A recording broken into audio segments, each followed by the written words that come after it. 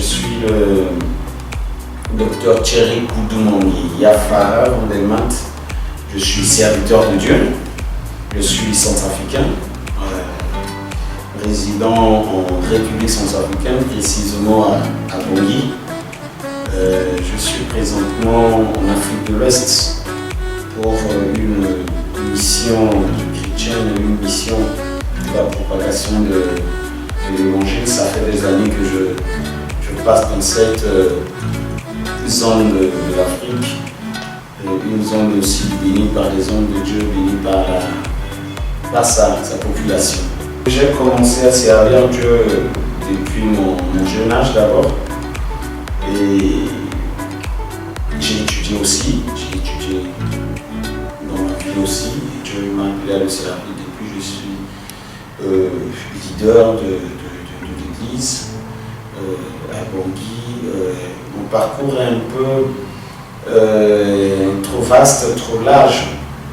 Je suis là pour prêcher Jésus-Christ, le Seigneur et le seul sauveur de toute l'humanité, celui par lequel nous avons la vie, celui par lequel nous avons accès à la présence de Dieu, comme la Bible dit dans Actes. Il n'y a aucun nom par lequel nous devons être sauvés à part le nom de Jésus. Mon parcours est vraiment une histoire que je suis en train d'écrire. Par la grâce de Dieu, vous aurez des livres bientôt dans la nouvelle année.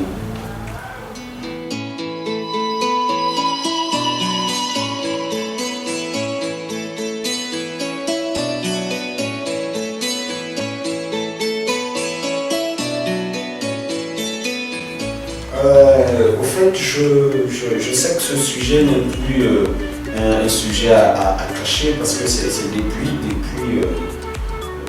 2012 que cette histoire a commencé en République centrafricaine, cette guerre, ce conflit politico-militaire, je ne sais pas comment on peut appeler ça aujourd'hui. Et cette histoire a déjà duré dans notre nation.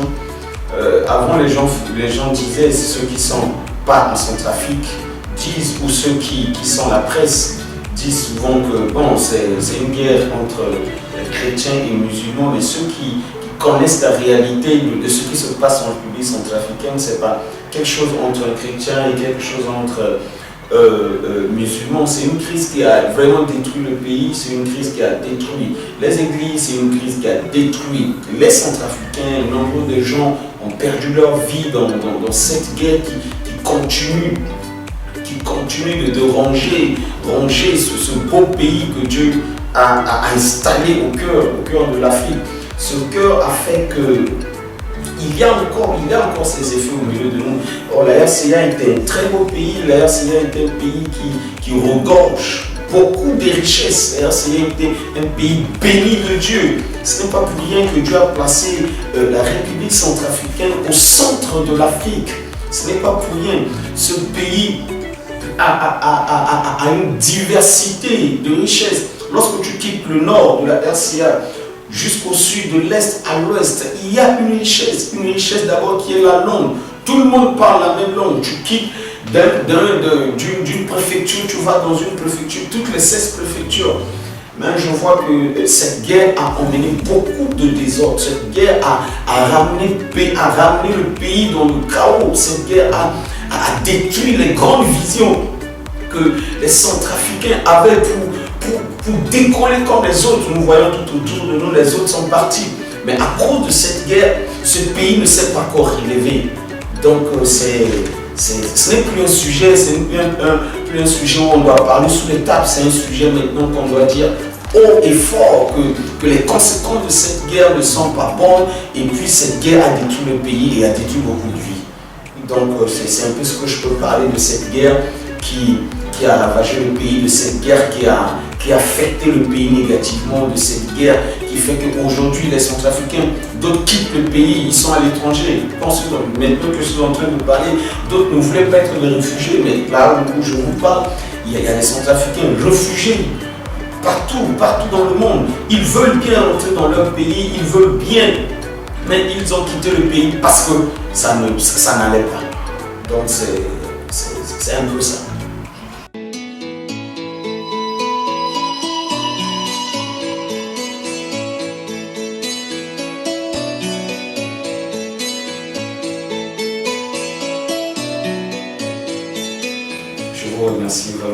cette question qui tombe à point nommé. En tant que serviteur de Dieu, quelle est la solution que j'ai pour cette crise dans notre pays? Je crois que l'Église n'a pas été derrière dans tout ce qui se passe.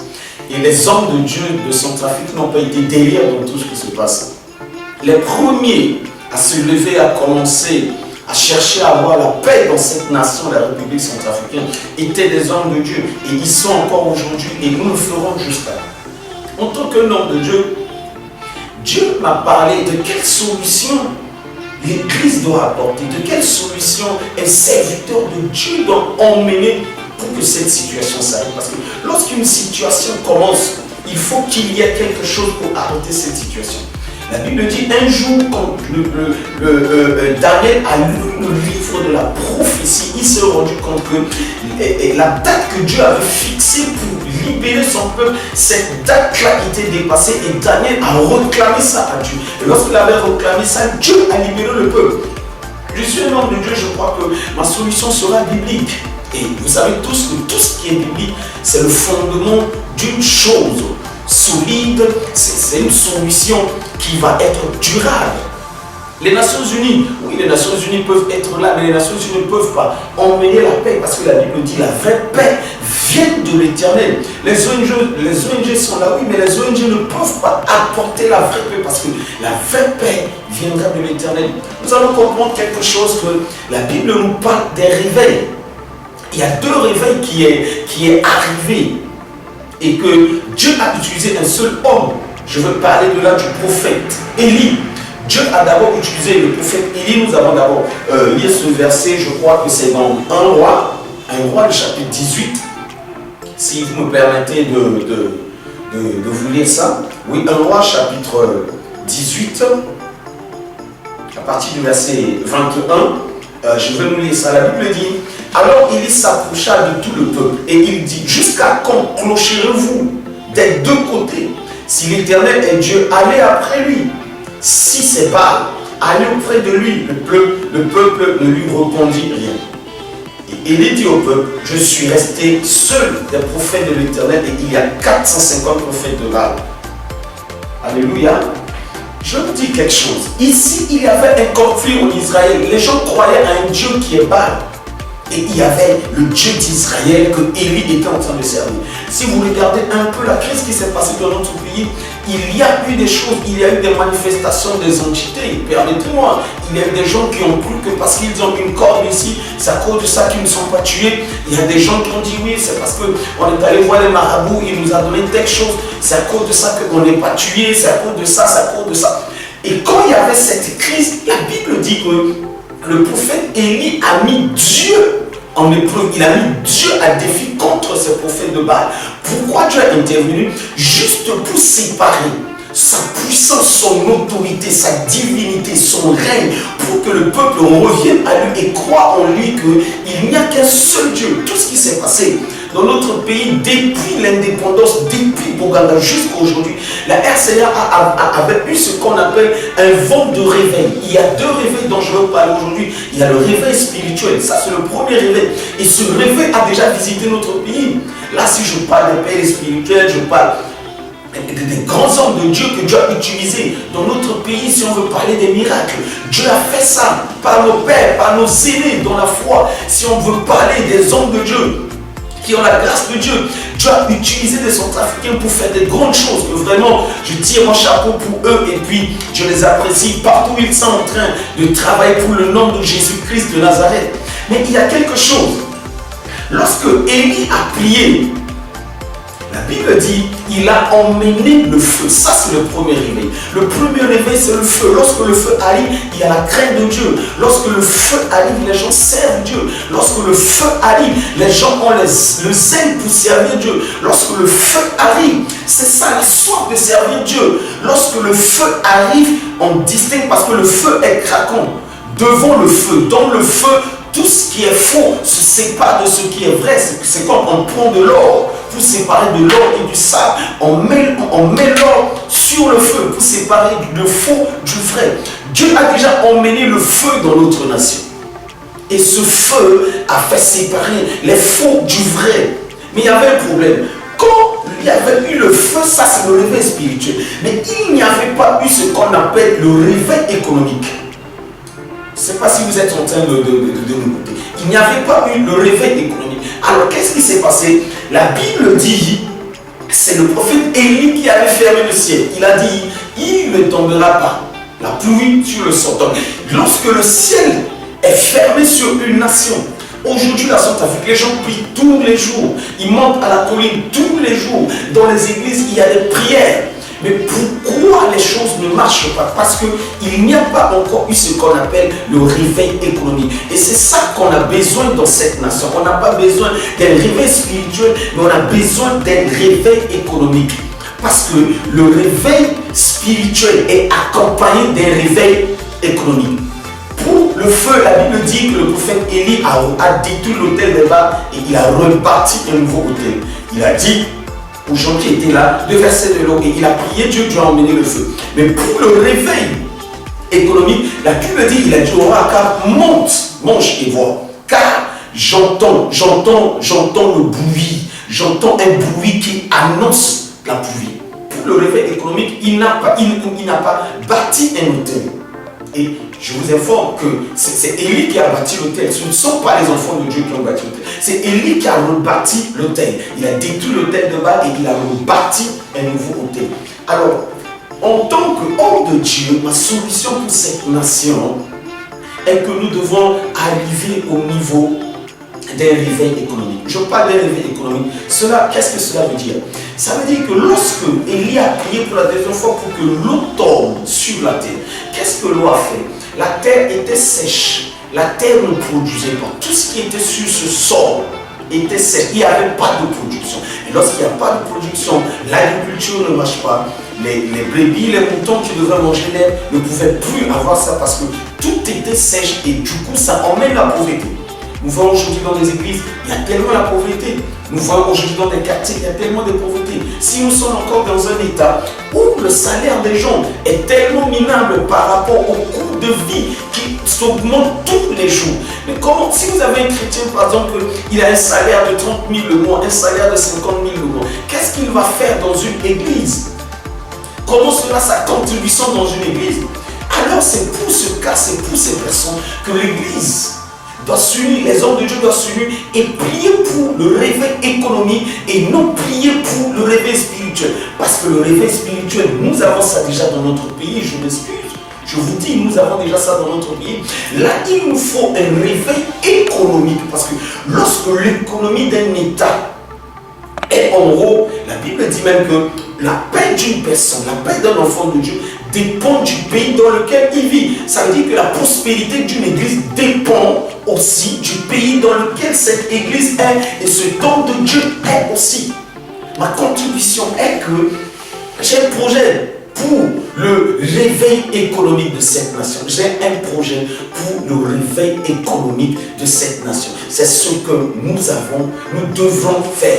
Dieu m'a révélé ça depuis, Dieu m'a dit, le problème de cette nation, depuis que toi, homme de Dieu, tu es en train de prier, ce n'est pas un problème de réveil spirituel, ce n'est pas un problème de péché, ce n'est pas un problème, mais c'est un problème de réveil économique. Nous avons besoin de ça, l'Église a besoin de ça. Nous n'allons pas attendre l'État pour que l'État agisse, nous n'allons pas attendre les Nations Unies, nous n'allons pas attendre les ONG, mais il nous faut un plan d'un réveil économique. Et quand ce réveil économique sera effectif, ça sera comme de l'eau qui coule, ça sera comme quelque chose qui ne s'est jamais passé parce que c'est sur la RCA qui est au centre de l'Afrique que Dieu va commencer de grandes choses.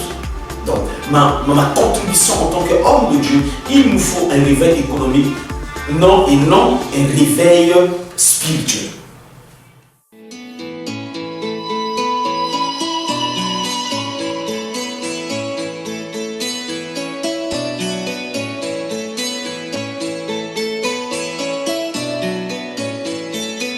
Bénis Dieu pour cette question. D'abord, vous savez que c'est un truc que je ne peux pas le faire seul. Je suis là, j'ouvre haut les mains à tous ceux qui veulent participer à ce réveil économique. Vous savez que quand on est leader, on est leader, souvent c'est pas facile que les gens nous comprennent. Un leader c'est comme un pionnier, il fraye le chemin, pendant qu'il est en train de frayer le chemin, il y a des obstacles. Ceux qui sont derrière ne vont pas voir ces obstacles, parce qu'eux ils vont venir pendant que la route serait déjà ouverte. Là je suis un leader avisé de ce que Dieu m'a dit par rapport à ce réveil économique, et je sais que je ne vais pas faire ça seul. Ça c'est de un, de deux, Dieu m'a dit qu'il va m'envoyer des gens avec qui on va travailler pour le réveil économique de la nation centrafricaine. Donc si vous me posez la question aujourd'hui, si quelqu'un veut participer à ça, qu'est-ce que la personne doit faire? Il n'y a pas en place un truc d'inscription, machin. Il suffit seulement que cette personne a l'amour de cette nation. Il suffit que cette personne a l'amour de cette nation. Partout où je vais dans le monde, les gens parlent de ce pays.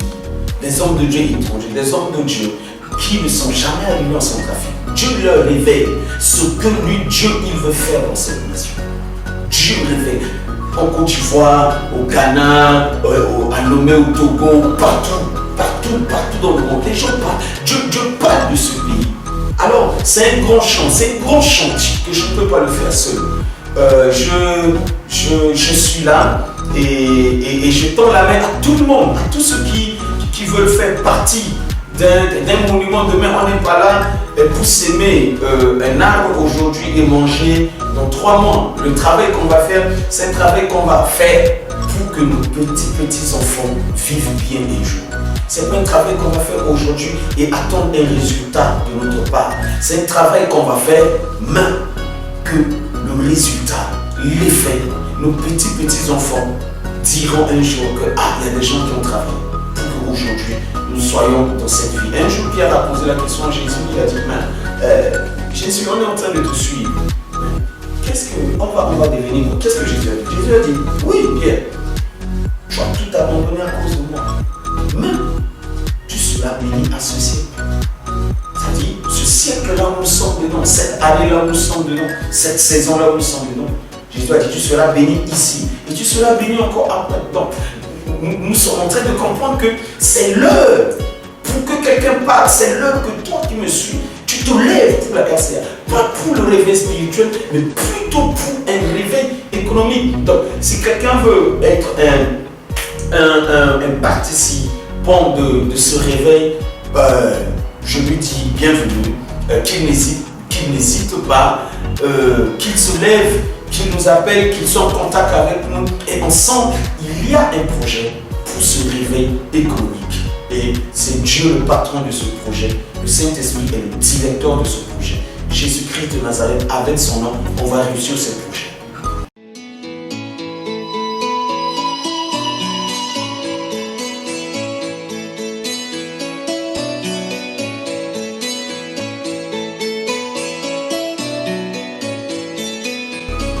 Mon dernier mot d'abord, c'est de vous dire merci de ce que vous m'avez donné cette occasion. Vous savez, c'est tout un privilège. Je bénis Dieu vraiment pour vous, pour la chaîne. Je bénis Dieu aussi pour ceux qui me suivent. Mon dernier mot est que la RCA, qui est le cœur de l'Afrique, doit décoller pour que la tête de l'Afrique, les membres de l'Afrique, les pieds de l'Afrique, les mains de l'Afrique décollent. Quand la RCA va souffrir, c'est toute l'Afrique qui va souffrir. C'est tellement spirituel. Et je parle en tant que leader, je sais ce que je dis. C'est pas rien que Dieu a mis ce pays au cœur de l'Afrique. Quand le cœur d'une personne ne marche pas bien, sa tête ne va pas bien marcher. Ses pieds ne vont pas marcher. Toi qui me suis, Africain que tu es, Européen que tu es, Américain que tu es chrétien, tu n'es pas chrétien. Tu as besoin de toi. Au monde de fin est que comprenne, c'est pas non seulement que je suis centrafricain, même si j'étais d'une autre nationalité, j'allais faire quelque chose pour cette nation. J'allais faire quelque chose pour cette nation, la République centrafricaine. Et je crois que c'est ça mon monde de fin. On doit sauver le cœur de l'Afrique pour que l'Afrique soit sauvée et que le monde soit sauvé.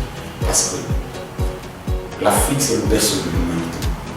Et pour que l'Afrique marche, il faut que son cœur marche bien. Et pour que son cœur marche bien, chacun de nous doit mettre sa pierre de contribution. Et je crois que si Dieu a permis que tu suis cette vidéo, si Dieu a permis que tu regardes ça à la télé, si Dieu a permis que quelqu'un t'a envoyé, ça dit qu'il y a ta contribution. Et nous sommes là, nous vous attendons. Levons-nous ensemble et sauvons notre cœur. C'est notre cœur à nous tous. C'est ce moment de fin que le Seigneur Jésus